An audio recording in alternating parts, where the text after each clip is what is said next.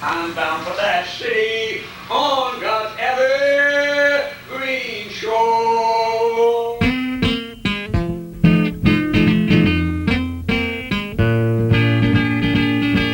The following artists are self-taught, imaginative, and many have been isolated from the contemporary art world.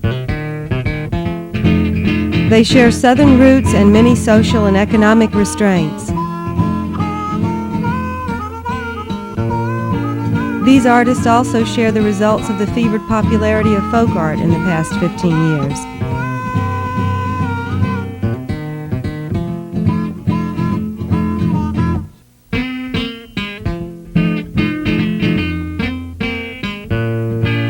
Outsiders has been the most popular term to describe these artists.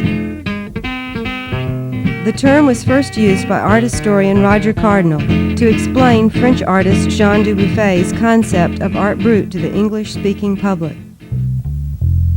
The artist shall be innocent of pictorial influences and perfectly untutored, Cardinal wrote.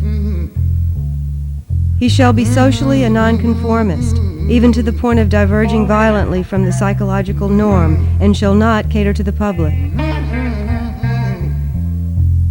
Art brut, translated raw art, is the product of the pure impulse to create, and there dwells its power and originality.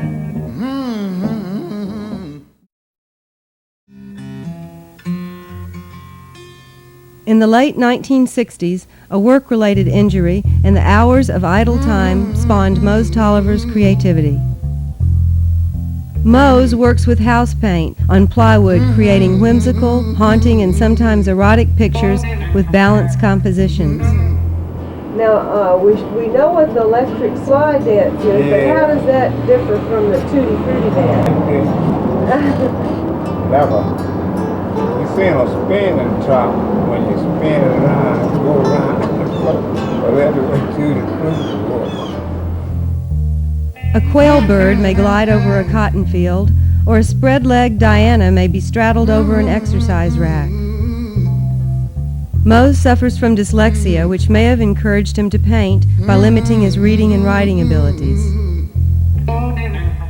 Often he will turn his painting upside down and paint from various directions. Tolliver's titles are as intriguing as his paintings. MOSE is one of the more sociable of the artists, and he often welcomes the many visitors who come to see him. Although he may get a request to paint yet another watermelon painting, he uses that request as just another way to solve some visual riddle of balancing the green of the rind with the large red crescent. Well, a lot of times people used to tell me what they want. State told me, don't do that, that was not good. If they think of something and paint it your face, they don't go buy a book. He said, why buy a book was not good. So I didn't think of something I wanted.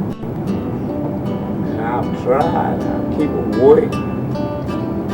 They look all right to me, and I'm satisfied. Then if somebody buy, it must have been all right.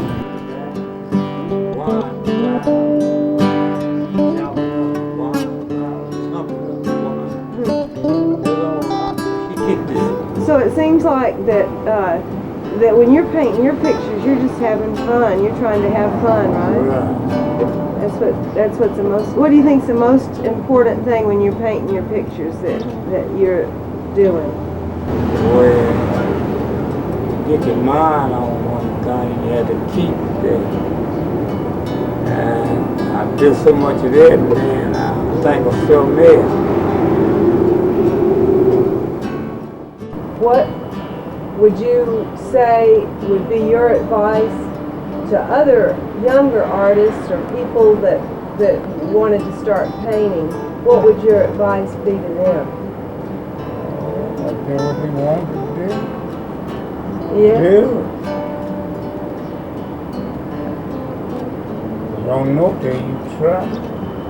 MOSE Tolliver, that's all it's called.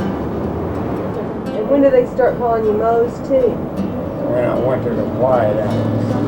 Watch Yeah, it. I told them this was my name, MOSE.